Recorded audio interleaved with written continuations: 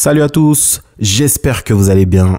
Victoire du Barça aujourd'hui, 4-2 face à l'Atlético de Madrid. Écoutez, on les a sorlotés. Ça fait tellement du bien de sorloter. Là, on ressent en fait ce que ressentent les supporters de l'Atlético à chaque fois qu'ils nous sorlotent. Ils l'ont fait 2 fois cette saison. Une fois en Liga, alors qu'on menait en fait, on les dominait complètement dans le match. Une fois en Coupe du Roi, ils viennent, ils égalisent. Alors qu'on les a tabassés tout le match. Là, aujourd'hui, ils ont essayé de faire la même chose. Et c'est de nous sorloter. On avait dit, l'acte 3, fallait leur montrer c'était qui les patrons. Même si le match, il n'a pas été exceptionnel de la part des joueurs. Mais j'ai envie de vous dire, face à une équipe comme l'Atlético qui refuse le jeu, tout simplement. Ils veulent pas jouer. Ils posent un gigabus en défense. Ils ont un jeu, franchement, c'est compliqué. Franchement, des fois, je me dis, on respecte chacun son football, mais quand t'es posé devant ta télé comme ça et tu regardes ce genre de match, franchement, parfois, c'est compliqué. Il y a des équipes défensives, Honnêtement, il y a des équipes qui défendent, mais ils proposent quelque chose. Et le problème de l'Atlético, parfois, en fait, c'est qu'ils ont, en plus, le pire, c'est qu'ils ont les joueurs pour proposer des choses, mais ils décident de ne rien proposer, en fait.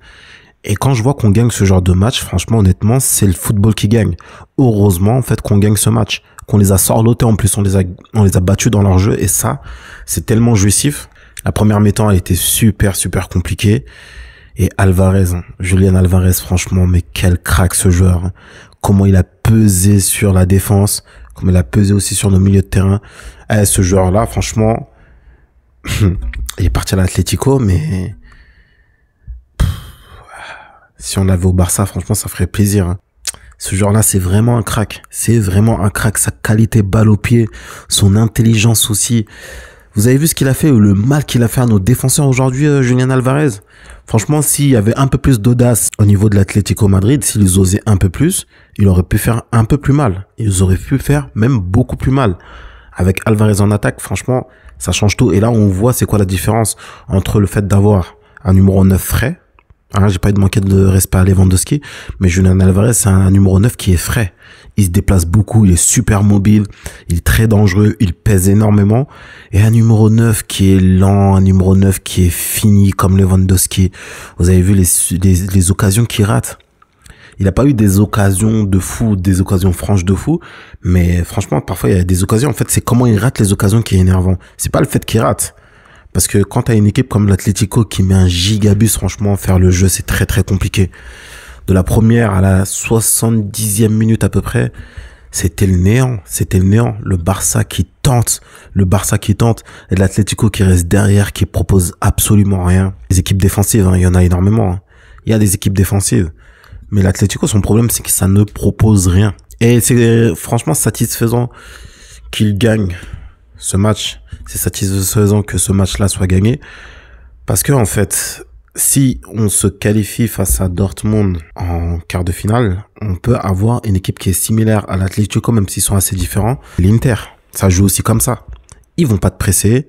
Ils vont être très patients. Ils vont attendre. Ils vont faire des fautes. Bon, un peu moins que l'Atlético, mais voilà, vous voyez ce que je veux dire. Donc, se dire qu'on a réussi à battre ce genre d'équipe, franchement, ça fait plaisir. En plus, on les a battus à l'extérieur. On les a même pas battus, les gars. On les a sorlotés à l'extérieur, les gars. Ça fait tellement plaisir. En plus, Sorlote, quand il rentre, il a eu une action. En fait, là, on a eu un échange de joueurs. Eux, ils ont récupéré Ferran Torres et nous, on avait récupéré Sorlote aujourd'hui. Un face à face, comment il l'a raté, franchement, c'était incroyable. Et Ferran Torres, faut en parler. Ferran Torres, faut mettre un tout petit peu plus de respect. Franchement, il fait ce qu'on lui demande de faire. C'est un super sub. Une équipe, c'est pas seulement 11 joueurs. Une équipe, c'est plus de 11 joueurs. Il faut impliquer tout le monde, ça on le dit tout le temps. Mais en fait, faut pas attendre de faire un Torres que ce soit un titulaire indiscutable. Je pense que pour lui au Barça, c'est compliqué. Mais par contre, en tant que super sub, il fait largement le boulot, les gars. 11 buts jusque maintenant. On peut pas lui demander plus. On peut pas lui demander qu'il prenne la place de Lewandowski parce que Lewandowski, même à l'état actuel, ça se tape entre les deux. Mais on va dire que Lewandowski a plus d'expérience. Il est un peu plus fiable que Ferran Torres. Mais franchement, ça a fait du bien. Franchement, il a fait énormément de bien aujourd'hui. Et le milieu de terrain, ouais, c'était un peu plus compliqué aujourd'hui, le milieu de terrain. Ça manquait de contrôle. Et franchement, là, pour ce match-là, De Jong, il nous a un peu manqué. Ça manquait un peu de contrôle. Et Olmo, franchement, heureusement qu'il part là, en trêve internationale, parce que ça va lui faire du bien, je pense. Ça va lui permettre de prendre un peu plus de rythme, parce que là, on sent qu'il manque de rythme. On sent vraiment qu'il manque de rythme. On sent aussi qu'il a du mal à assumer un match complet, alors que là, on est en mois de mars quand même, c'est assez grave, mais bon. Voilà, c'est un joueur, on savait qu'il était comme ça. On l'a quand même pris, donc on va assumer jusqu'au bout. Mais voilà, moi je préfère que là, il continue à monter en puissance là pendant la trêve internationale et qu'il vienne à 100% dans les échéances qui vont vraiment compter. Parce qu'en fait, on l'a recruté aussi pour ces grands rendez-vous là qui vont arriver en Ligue des Champions, pour la Liga. Chaque match va compter pour la Liga, les gars. Hein.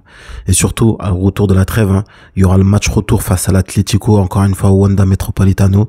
Donc moi, je vais l'attendre surtout à ce moment-là. C'est à ce moment-là que je vais l'attendre, parce que là, ça se voit, il est pas frais. Ça se voit qu'il n'est pas frais. Voilà, Lewandowski qui met son but. Il a 2 longueurs d'avance de Kylian Mbappé pour le Pichichi, mais bon. Voilà, que dire de plus, hein. Lamine Yamal qui n'a pas arrêté de tenter, qui n'a pas arrêté de tenter. Voilà un joueur qui est audacieux, un joueur qui, dans les grands rendez-vous comme celui-là, se dit, voilà, je vais tenter, ou finalement, ça a marché. Finalement, l'audace, elle a payé. Et c'est pour ça que je suis content qu'une équipe qui a été aussi audacieuse que le FC Barcelone a réussi à gagner ce match aujourd'hui. Et une équipe comme l'Atlético qui n'a rien proposé, fini par se manger 4 buts à domicile, les gars. Ça fait énormément plaisir. Et honnêtement, on va prendre que le résultat. Moi, j'avais dit, je voulais juste 1+2. Aussi, la manière, c'est pas très grave. Aujourd'hui, on l'a pas eu. Mais au moins, on les a tabassés, on les a sorlotés, les gars. Et ça, c'est très, très satisfaisant. Voilà les gars pour la vidéo, j'espère que ça vous aura plu. On se retrouve demain pour le tour de la Liga. Pensez à lâcher un petit like, lâcher un petit commentaire, pensez à vous abonner. Moi je vous dis à demain. Allez, passez une bonne soirée, ciao ciao.